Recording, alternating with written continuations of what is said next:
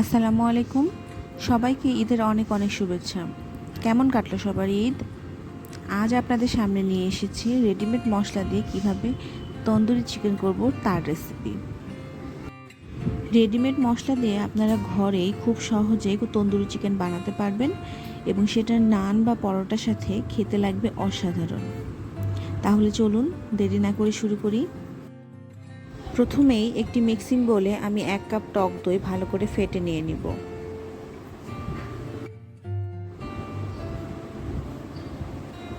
এবার এর মধ্যে হাফ চামচ দিব আদা বাটা। রেডিমেড মশলাতে সব রকম উপকরণই দেয়া থাকে, তাই এক্সট্রা মশলা না দিলেও চলে। লবণ দিব পরিমাণ মতো। সয়া সস দিব 4 চা চামচ।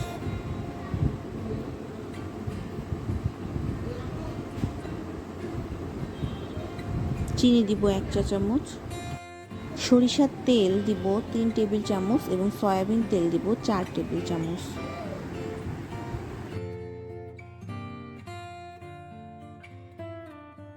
একটা লেবু রস করে দিয়ে দিব এবং সবার লাস্টে দিব রেডিমেড তন্দুরি মশলার একটা প্যাকেট।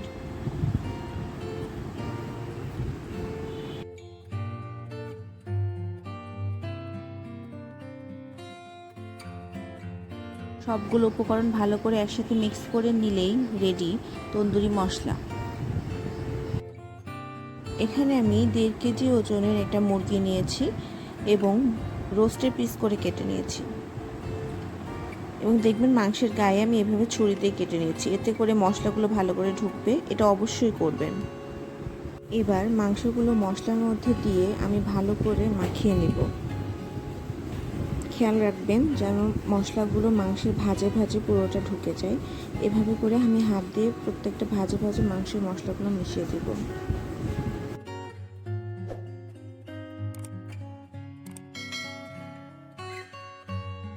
মশলা মাখানো হয়ে গেলে আমি এভাবে ফ্রিজে নরমালে রাখবো 4 থেকে 5 ঘন্টার জন্য।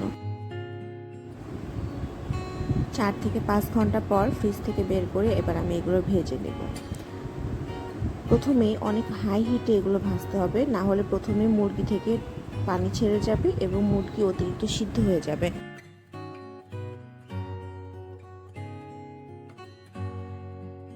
মিনিট পর আমি মুরগিগুলো আরেক সাইড উল্টিয়ে দিব এবং হাই হিটে আবার ভেজে নিব 10 মিনিটের মতো। এই সময় ঢাকনা ইউজ করবেন না, এই সময় ঢাকনা ইউজ করলে মুরগি থেকে অতিরিক্ত পানি বের হয়ে যাবে। আমি লাস্টের দিকে মুরগি একটু সিদ্ধ হওয়ার জন্য লাস্টের দিকে একটু ঢাকনা দিয়ে দেব। মুরগি ভাজা হয়ে গেলে এবার আমি আবার উল্টিয়ে দিব এবং মুরগি সিদ্ধ হওয়া পর্যন্ত এবার আমি মিডিয়াম আঁচে এভাবে ভাজতে থাকব। আমার চুলার এক সাইডে জাল একটু বেশি আসতেছিল, তাই এক সাইডের মুরগি দুটো একটু পুড়ে গেছে বেশি। মুরগি যখন যখন ড্রাই হয়ে যাচ্ছে মনে হবে, তখন তখন মুরগির মশলাটা আবার দিয়ে দেবেন একটু একটু করে, কিন্তু এক্সট্রা পানি অ্যাড করবেন না। তো এইভাবে মুরগি সিদ্ধ হওয়া পর্যন্ত কিছুক্ষণ পর পর ব্রাশ দিয়ে এভাবে মশলাগুলো মুরগির গায়ে গায়ে দিয়ে এবং ঢাকনা দিয়ে রেখে কিছুক্ষণ পর পর ঢাকনা তুলে মুরগি উল্টাই দিয়ে এভাবে আমি লাস্ট পর্যন্ত মুরগিগুলো সিদ্ধ করে নেব।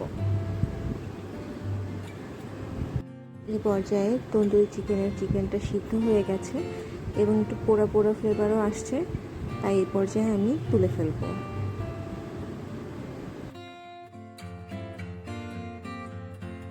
এবার ওই একই পাত্রে আমি মেরিনেশনের জন্য যে মশলাটা করেছিলাম সেই এক্সট্রা মশলাটা আমি দিয়ে দিব এবং এটা তান্দুরি চিকেনের জন্য মজাদার একটা গ্রেভি তৈরি হয়। মশলা থেকে তেল উঠে গেছে, এর মানে আমার গ্রেভি রেডি। এ পর্যায়ে আমি তন্দুরি চিকেনগুলো আবারও এই গ্রেভির মধ্যে দিয়ে একটু গায়ে গায়ে লাগিয়ে নেব এবং এক্সট্রা মশলাটা আমি আলাদাভাবে সার্ভ করব। রেডি হয়ে গেল মজাদার তান্দুরি চিকেন। এবার এটা নান বা পরোটা যে কোনো কিছুর সাথে সার্ভ করুন। তাহলে এ পর্যন্তই। আমার আজকের রেসিপি যদি আপনাদের ভালো লেগে থাকে তাহলে অবশ্যই লাইক, কমেন্ট, শেয়ার করবেন এবং আমার চ্যানেলটি সাবস্ক্রাইব করবেন। আজ তাহলে আসি, দেখা হবে অন্য কোনো রেসিপি নিয়ে। সেই পর্যন্ত সবাই আমার জন্য অনেক দোয়া করবেন। সবাই অনেক অনেক ভালো থাকবেন। আল্লাহ হাফেজ।